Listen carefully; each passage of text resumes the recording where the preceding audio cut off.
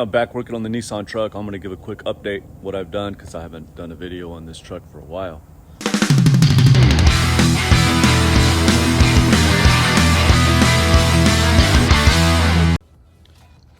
As far as the inside goes, I'm pretty much done with the inside. I'm going to replace the door panels. I'm having some aluminum door panels made. And I don't know. I still have to do a headliner.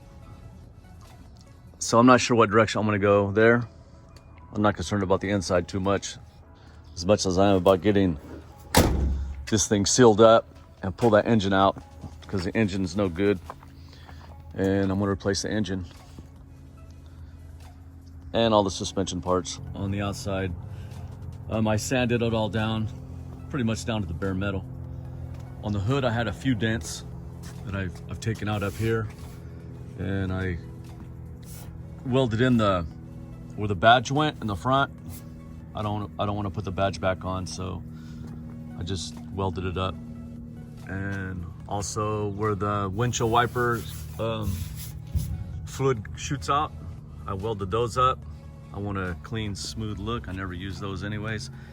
And I had some surface rust on the front by the headlights.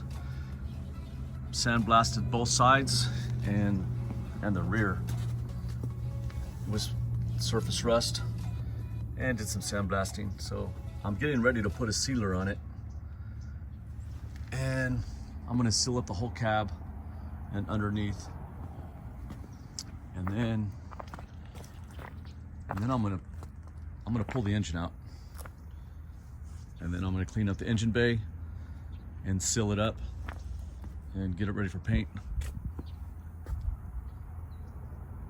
So that's what I'm gonna do next.